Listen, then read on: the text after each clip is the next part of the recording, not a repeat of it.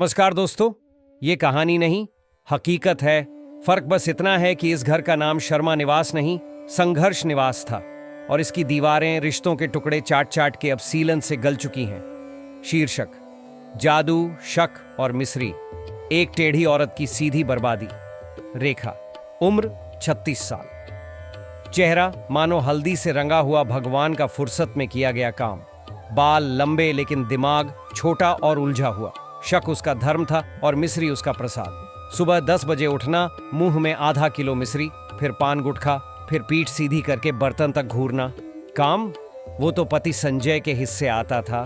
संजय बेचारा सुबह 6 बजे उठकर झाड़ू लगाता, बाथरूम साफ करता, बच्चों को उठाता और ऑफिस जाता। घर वालों की नजर में पति था, लेकिन असल में हाउसकीपिंग स्टाफ।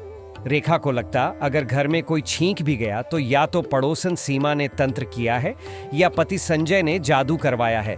सीमा एक सीधी सादी औरत जो हंस दे तो लगता है रेडियो फुल वॉल्यूम पर बज रहा हो, लेकिन रेखा को तो लगता था उसकी हर हंसी उसके सुहाग पर हमला है। रेखा के घर वाले बचपन से ही किसी भी समस्या का हल पंडित, ओझा और नींबू मिर्ची में ढूंढते थे।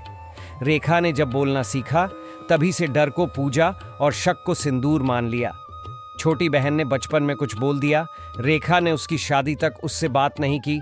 शादी हुई संजय से, एक सीधा मेहनती आदमी, लेकिन उसके हिस्से आई रेखा।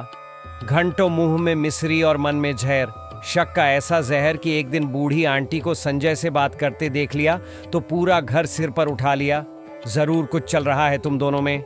संजय की आत्मा कराही, ये क्या ब्याह लिया मैंने, हर दिन हर बात। शक, कहाँ गए, किससे बात की, उस औरत के घर के बाहर खड़ी क्यों थी, ये पैसे कहाँ गए, उस चुड़ैल की आवाज क्यों आ रही है। बच्चे तक डरने लगे। उनकी पढ़ाई, नींद, मनोबल सब रेखा के झूठे वहम के नीचे दब गए। और जब रेखा को लगा कि संजय भी जादू कर रहा है तो वह एक दिन माँ और भाई को लेकर तांत्रिक के पास चली गई।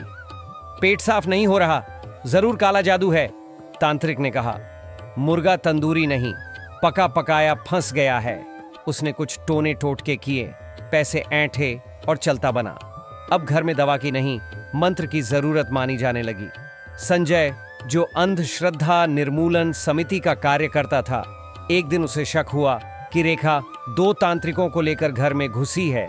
उसने अपने साथियों को बुलाया।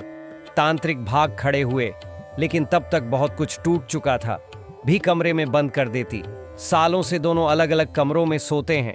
प्यार नहीं, बस एक ठंडी दीवार बची है। बच्चे अब डरे हुए हैं। संजय ने एक बार आत्महत्या तक की कोशिश की, लेकिन बच गया। और रेखा अब नशे की आदी होती जा रही है। माथे पर शक की बिंदी, होंठों पर गुटखे की परत और दिल में जले हुए रिश्तों की राख। ये कहानी सिर्फ रेखा की नहीं है, ये हर उस घर की कहानी है जहां कोई एक व्यक्ति मानसिक रोग से पीड़ित है और बाकी घर उसका इलाज नहीं, उसके वहम की हाँ में हाँ मिलाते हैं। अगर आपके घर में भी कोई शक, डर, वहम और अंधविश्वास में डूबा है तो चुप मत बैठिए। मन के रोग का इलाज ओंझा नहीं, डॉक्टर करते हैं, वरना एक रेखा पूरे घर को मिटा देती है। अगर आपको भी लगता है कि ये कहानी कहीं ना कहीं आपकी भी है तो नीचे कमेंट करो, ये मेरे घर की भी है। वीडियो को लाइक करो, चैनल को सब्सक्राइब करो और शेयर करो, क्योंकि ये सच हर घर तक पहुंचना चाहिए।